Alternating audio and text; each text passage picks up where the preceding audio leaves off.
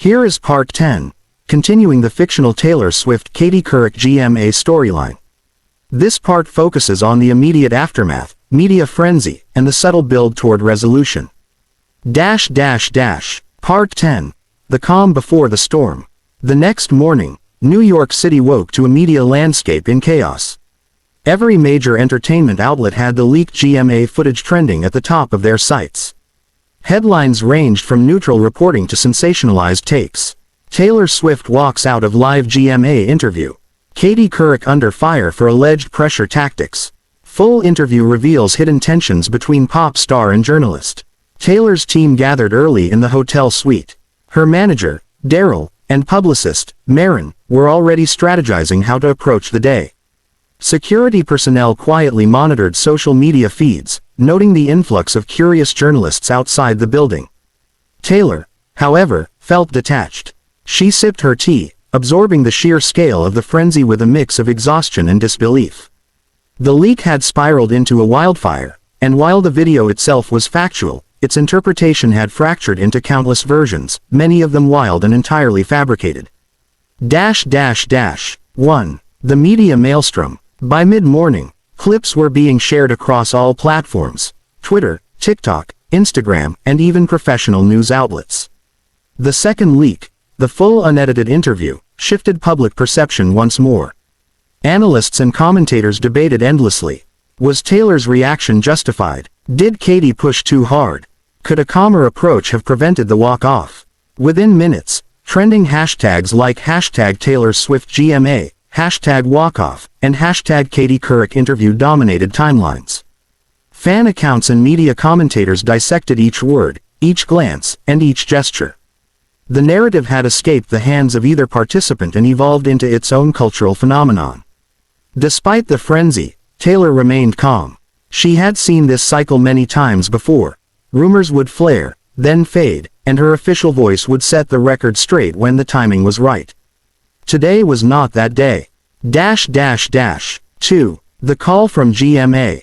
Around 11 a.m., the hotel phone rang. It was the network. Taylor's manager answered, relaying their message. They'd like to arrange a mediated conversation between you and Katie. Off camera. No audience, no press, strictly private. They want to ensure both sides can be heard. Taylor closed her eyes, thinking through the proposal. It was tempting but delicate. A private conversation could clarify misunderstandings, but it also risked reopening a moment she had deliberately walked away from. Daryl leaned in. This is your choice. No pressure, but it could help settle things before it spirals further. Taylor nodded slowly. Fine, let's set it up, but only on my terms. 3. The fans react. As the phone call concluded, notifications flooded Taylor's phone. Fans were already speculating about the upcoming conversation, some supportive, some anxious, and some downright insistent on being part of the narrative. Supportive. Protect Taylor. She made the right choice. #Team Taylor. Critical. Katie asked a fair question. Taylor overreacted. #Team Katie. Curious. What will happen next? Is a reconciliation possible? Taylor's team reminded her. The noise was unavoidable. Their job was to filter, manage, and protect. Social media would run wild no matter what she decided. Taylor exhaled, remembering the private phone call from Katie last night. The human element remained intact. Despite the chaos, she knew the conversation could be constructive, if she approached it carefully. 4. Preparations for the mediated conversation. By mid-afternoon, the private meeting was scheduled. A neutral location was chosen. A quiet conference room at a boutique New York hotel.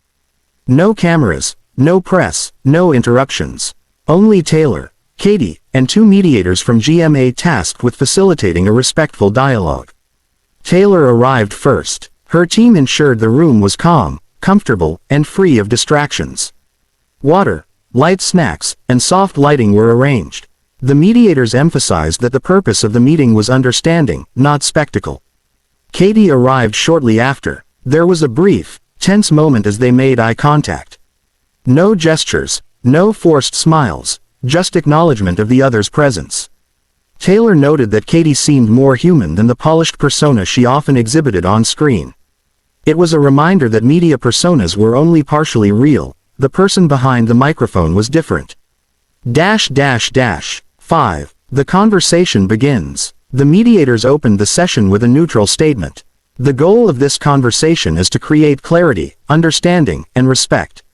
You each have the opportunity to speak uninterrupted, and the other will listen. Taylor went first. She spoke calmly but firmly. I want to be honest about why I left the interview.